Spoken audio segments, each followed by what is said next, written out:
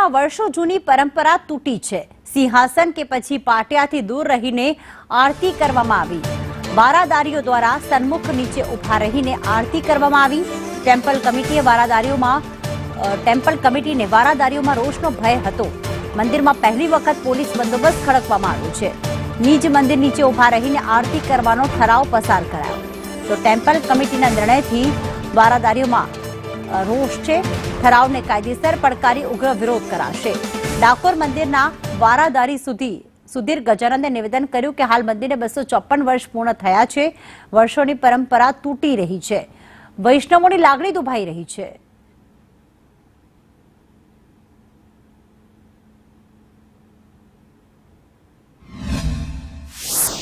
ત્યારથી કે અત્યાર સુધી હું જોતો આવ્યો છું, સિંહાસન ઉપરથી જ આરતી ઉતારવામાં આવેલી છે।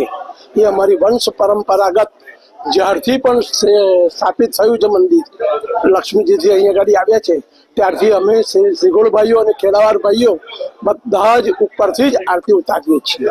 એ આજે પરંપરાનો ભંગ થયો છે। અશોકભાઈ, તમે જ કહી રહ્યા છો પરંપરાનો ભંગ થયો છે, તો તમે વિરોધ કેમ ના? વિરોધ અમે કર્યો, પણ વિરોધનો અમને કોઈ ચાન્સ જ નથી આપ્યો। અત્યારે કાયદો અને વ્યવસ્થા અમારે સાચવવી પડે, અમારે પણ સાચવવી પડે, માન મર્યાદા અમારે પણ સાચવવું પડે। કે આ રીતે અમે વર્ષોથી પરંપરાગત રીતે અમારી સ્થાપિત રીત રિવાજો કે જે અમારી સ્કીમમાં લખેલું છે, સ્થાપિત રીત રિવાજો પ્રમાણે અમારે સેવા પૂજા કરવાની હોય છે।